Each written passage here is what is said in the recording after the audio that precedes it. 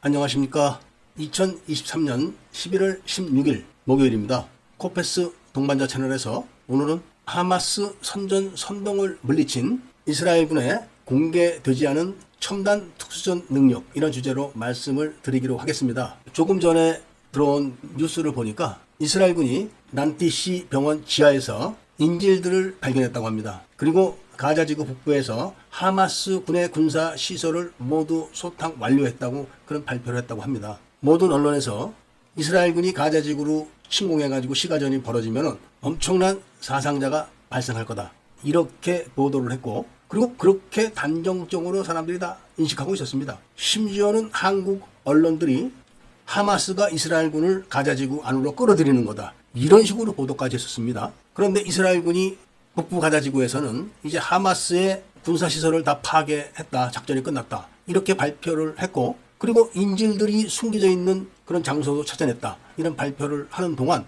이스라엘군 몇 명 죽지 않았습니다. 그런데 또 우리나라 언론에서는 하마스가 땅굴에서 나와서 로켓포를 쏴가지고 이스라엘 전체가 상당히 많이 부서졌다, 또 이런 보도들을 하곤 했었죠. 마치 북한 특수부대가 청와대 모형을 만들어 놓고 공격을 하는 거를 계속 되풀이해서 방송하면서 겁주는 식으로 그렇게 일방적인 보도를 했던 겁니다. 이게 바로 선전선동이라는 겁니다. 이런 선전선동은 어제 오늘 일이 아닙니다. 인류가 전쟁을 시작하면서부터 시작된 겁니다. 그리고 이게 아주 잘 먹게 들어갑니다. 미군이 월남전에서 실제로 다 이겨놓고도 선전선동에 엮여가지고 결국은 망했죠.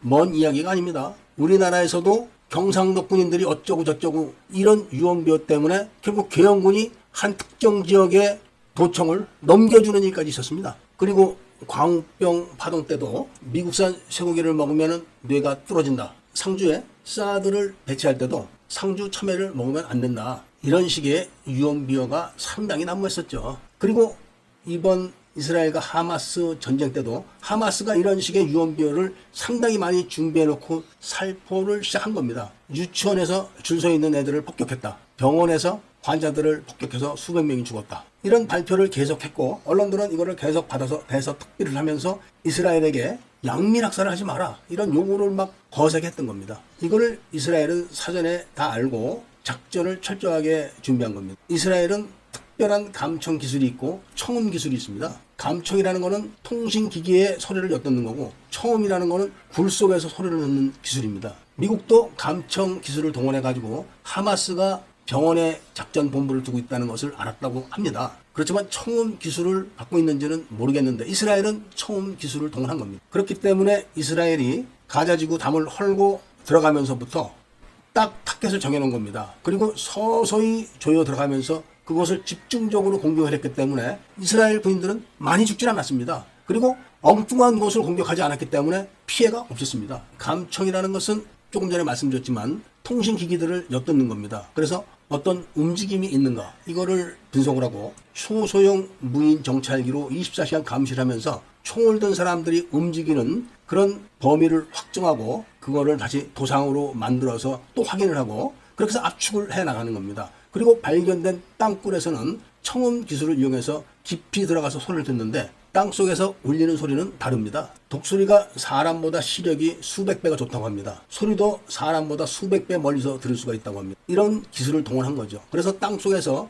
적들이 소곤소곤하는 소리를 다 듣는 겁니다. 그리고 동굴전은 권총과 수류탄이 주 무기입니다. 이스라엘군은 권총을 옆으로 누인 납작한 소형 로봇을 만들어서 동굴에 투입을 하는 겁니다. 그리고 안전이 확보된 지역까지는 전기를 차단하지 않지만 그 안에는 전기, 공기, 수도 일체 다 차단하는 겁니다. 유무선 로봇을 활용하기 때문에 100m를 전진하게 되면 100m 안까지는 또 안전지역이 되는 겁니다. 이런 식으로 계속 밀고 들어가서 적군이 저항을 해봐야 눕혀놓은 로봇의 권총을 맞출 수가 없는 겁니다. 그렇지만 로봇은 옆으로 뉘어진 권총으로 바로 적을 사살하는 겁니다. 무기 트랩이 있어봐야 로봇만 한 대 교체하면 되는 겁니다. 이렇게 해서 확보한 동굴은 폭발하거나 폐쇄해버리고 또 이어서 동굴들을 그런 똑같은 방법으로 수색을 하기 때문에 인명피해가 있을 수가 없는 겁니다. 그리고 그 동굴과 연계된 입구가 어딘가, 바로 그것이 병원과 유치원이라는 걸 다 확인한 거죠. 그래서 어젯밤에 새벽 4시부터 5시 사이